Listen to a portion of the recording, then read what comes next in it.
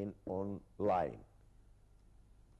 Egypt independent and government source, Gulf attempts to persuade Egypt to resume negotiations with IMF, the International Monetary Fund. And it says some Gulf countries have recently tried to persuade the government to go back to negotiations with the International Monetary Fund on a $2 billion loan, but the finance ministry rejected the matter, saying that the Egyptian economy does not currently need a loan after the gap in the budget had been bridged through Arab aid, say government sources. Yes, indeed. This is the whole issue here. Gulf countries are persuading Egypt for a reason, or to at least put some confidence in the Egyptian economy, which a loan by the IMF could bring, not for the sum of money, because I don't think this is an economic maneuver. We don't need it right now in Egypt, because Egypt paid to Qatar last month $1 million, and within next week we were going to pay to Qatar another $500 million, which they are having it here. That means the economy right now is taking a healing, beside the assistance and of Saudi Arabia, which is going to give us $9 billion for our needs to be sufficient for the till next April. But some of the Emirate Council, which is Qatar, would like to push Egypt to come to this direction with the IMF, to let Egypt borrow again over the 45 million which you have in the international law, to put Egypt again, to let the Egyptian pound flow. That means we were going to lose a lot. Right, this is what we don't want it at all. Yes, actually the calls here were from Saudi Arabia and the United Arab Emirates. Yes. It says economic related ministers recently received intensive calls from officials in Saudi Arabia and the United Arab Emirates in an attempt to convince them to return to IMF negotiations, which had been halted after the 30th of June protests, on pretext that acquiring a certificate of trust from the IMF gives the economy a chance to get other aid from Europe. And this is exactly what they were speaking about here. Right now we don't need it. I don't. I'm just. Be sure about all the economists right now. They're going to do. They were going to refuse it. They're going to refuse. Right. The New York Times and Syria will attend Geneva peace talks. I guess we have finished already what concerns the Egyptian scene, and returning to the regional one. And the New York Times and Syria will attend Geneva peace talks. The Syrian government announced that it will participate in talks scheduled for January to try to end the country's civil war, but added that its official delegation will attend with the blessing of President Bashar al-Assad, and that it does not intend to hand over power to anyone. He is a patriotic, and he succeeded to make the Syria as Syria should be, and 90% of the Syrian people are with Bashar al-Assad, because he is implementing and he made everything right. But this revolution which have been made, and the National Guards, or was the Free Guards, are there, it's already paid from another sources to make this.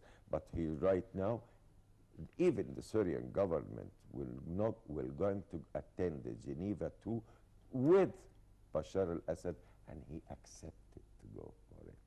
And after that, here to going to return back to the Arab League, and the Syria will going to have another system which he will going to be with the blessing of Bashar al-Assad, and he is ready to do it, and he is ready to cooperate with the people to build Syria again.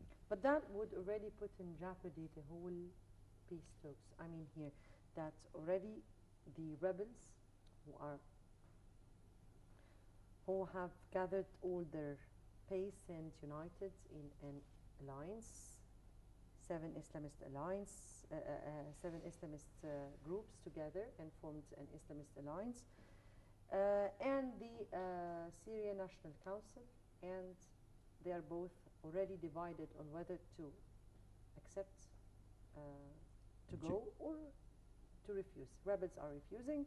The Syrian National Council is accepting. So it's already divided.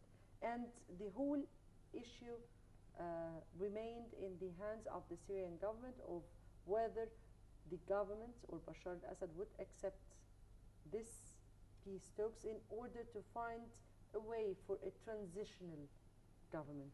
That means if they are saying that they are attending with the blessing of President Bashar al-Assad and it does not intend to hand over power to anyone, it means that they do not accept any kind of transitional government, and it means that they are sticking to the rule of Bashar al-Assad. So that put the whole Geneva conference in jeopardy.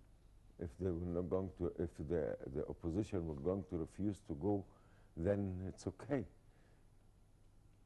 He is going to make it. This man is, or this regime, not for the man Bashar al-Assad by himself, the regime is going for the right tracks, and they have a very good cause to fight for it, and they see that they're going to succeed in Geneva too. Not the opposition were going to succeed because they have nothing in their hands to give or to take out of it, unless he is going to put another plan for the road plan.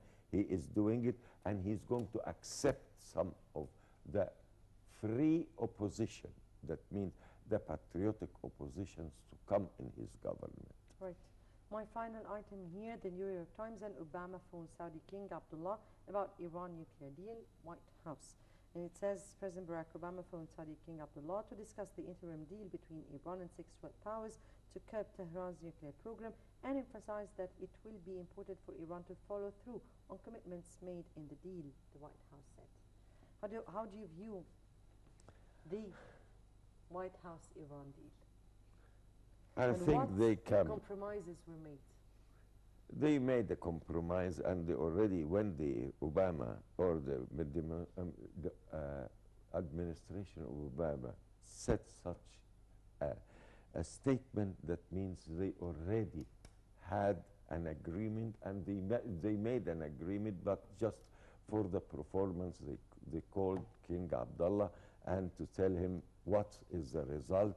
And the result, they come to an agreement with the Iranian regime. Yes, indeed, they did. They did. But what compromises was this deal built on? Yes, That's but really we don't know what between the brackets what they accepted or not. It remains to be seen. Yes. Yes, indeed. General Magdi Amin, historian and strategic analyst, we thank you very much for being with us. Thank you. And dear viewers, many thanks for watching. Hopefully a good day for everyone.